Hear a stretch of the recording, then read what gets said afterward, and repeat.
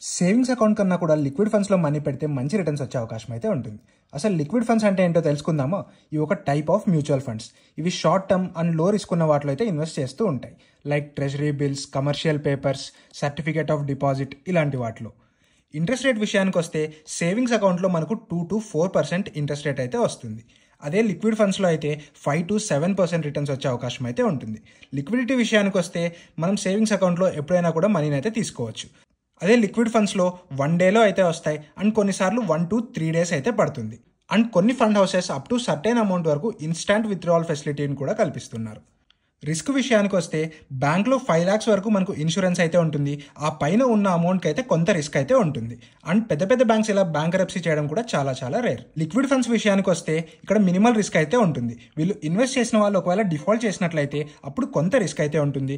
And ఇలా default చేయడం కూడా రేరే. అండ్ లిక్విడ్ ఫండ్స్లో ఎక్స్పెన్స్ రేషియో అనేది 0.2% అయితే ఉంటుంది.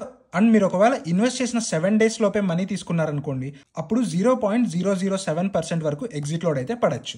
సో మీకు వెంటనే మనీ కావాలంటే సేవింగ్స్ అకౌంట్లో అయితే ఉంచుకోవచ్చు. అదే మీకు ఫ్యూ మంత్స్ అలా మనీ అవసరం లేదనుకుంటే కొంత మినిమల్ రిస్క్తో హయ్యర్ రిటర్న్స్ కోసం చూస్తున్నట్లయితే లిక్విడ్ ఫండ్స్ని అయితే పిక్ చేసుకోవచ్చు. సో ఇలాంటి మరెంతో ఇంట్రెస్టింగ్ ఫైనాన్స్ కంటెంట్ కోసం మన యూ ఆన్ యువర్ ఫైనాన్స్ని ఫాలో అవ్వండి.